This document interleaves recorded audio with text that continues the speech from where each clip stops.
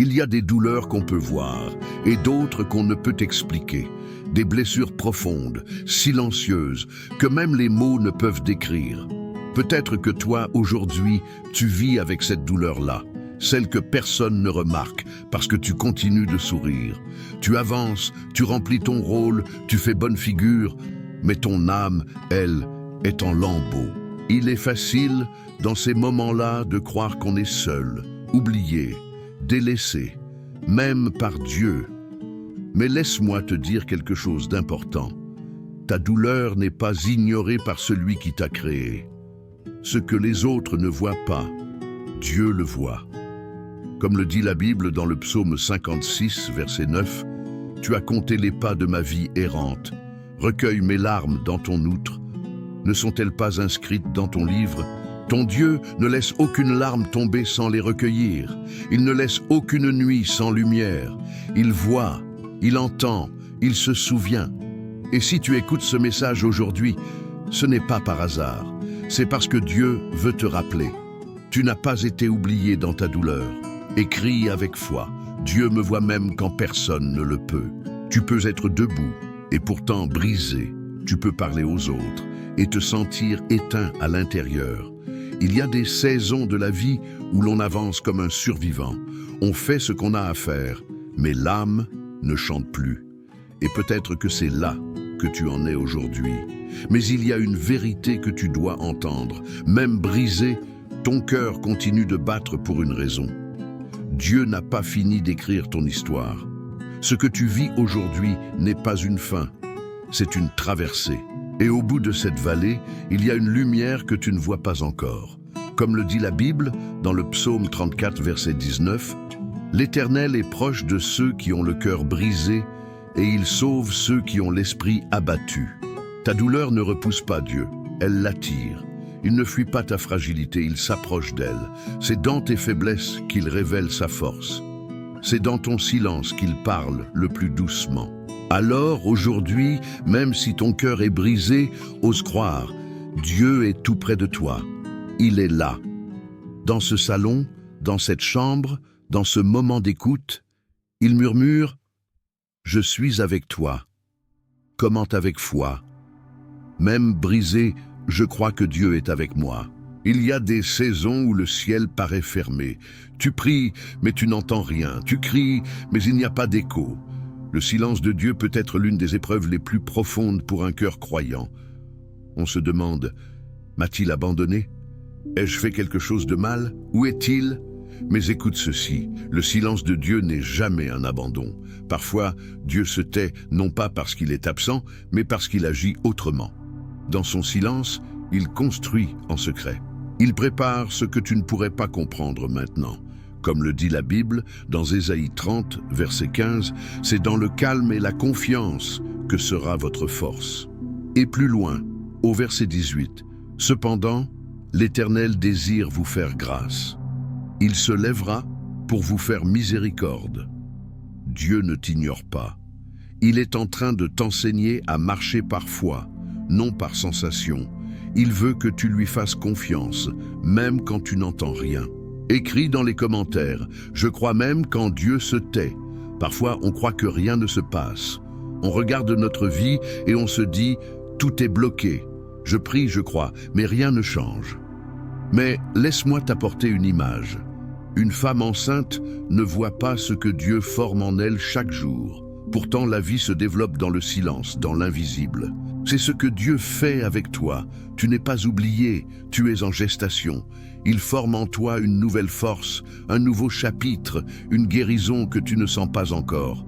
Ce n'est pas parce que tu ne vois rien que Dieu ne fait rien, comme le dit la Bible dans Habacuc 2, verset 3, car c'est une prophétie dont le temps est déjà fixé. Elle parle de la fin et ne mentira pas. Si elle tarde, attends-la, car elle s'accomplira certainement. Il y a une promesse suspendue au-dessus de ta vie. Elle ne tombera pas à terre. Dieu est fidèle à sa parole. Il agit peut-être dans l'invisible, mais le visible arrive. Écris avec foi. Je suis en gestation spirituelle. Dieu œuvre en moi. Il y a des jours où la foi s'essouffle, où tu te dis « Je ne ressens plus rien, je ne sais plus prier, je ne sais même plus si j'ai encore la force d'espérer ». Et dans ces moments, la culpabilité s'ajoute à la fatigue. Est-ce que Dieu va me rejeter parce que je doute? Mais écoute-moi, Dieu ne t'aime pas à cause de ta performance spirituelle. Il t'aime parce que tu es son enfant. Même si tu vacilles, lui ne change pas. Sa fidélité ne dépend pas de la tienne. Même dans tes doutes, Dieu reste stable. La Bible nous rappelle dans 2 Timothée 2, verset 13, « Si nous sommes infidèles, lui demeure fidèle, car il ne peut se renier lui-même. » Tu entends cela? Dieu ne peut pas renier ce qu'il a planté en toi. Il ne peut pas faire semblant de ne pas t'avoir choisi. Ton doute ne détruit pas ton appel. Il te porte, même quand tu tombes. Il t'attend, même quand tu doutes. Il t'aime, même quand tu ne comprends plus. Commente avec foi. Dieu reste fidèle, même quand je suis faible. Quand la vie devient difficile, on se demande souvent « Pourquoi moi? Qu'ai-je fait pour mériter cela ?» Le cœur humain cherche des réponses. Mais Dieu, parfois, au lieu d'expliquer, il forme. Et si ce que tu vis n'était pas une punition, mais une préparation?